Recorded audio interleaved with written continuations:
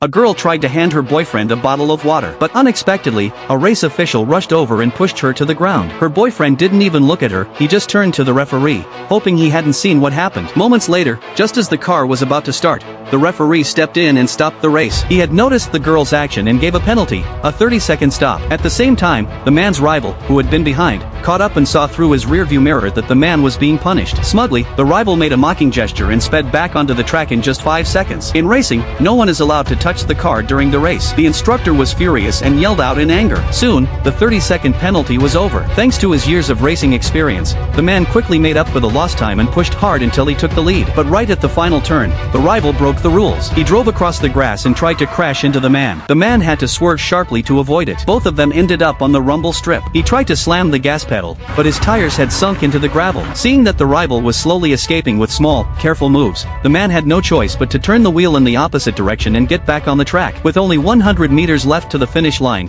he decided to use his best skill, drifting the car's front end across the line. And just like that, he became the champion. When the rival returned to the garage, he was shocked to find a group of detectives waiting to arrest him. He hit the gas and tried to escape. The man quickly followed and asked where his sister was. It turned out there had been bad blood between them for a long time. After studying racing at an auto repair shop, the man had returned home to take over his father's garage. Because both father and son knew cars very well, the police sometimes asked them for help. One day, they were helping check passing cars at a roadblock. Suddenly, a loud engine roared nearby. A sports car blasted through the checkpoint, even hitting a police officer. The driver was the man's rival, the same person the police had been hunting. The next day, the man's father joined him again at another checkpoint. While they waited, the man helped a girl whose car had broken down. Just after he fixed her car, the rival showed up again. The man had no choice but to chase him in the girl's car, and the two began a high-speed duel. Meanwhile, the girl called the police. Thanks to a trap that had already been set up, the police were finally able to catch the rival. But even after being arrested, the rival remained arrogant. He threatened the man, saying he'd be out soon, and when he got out,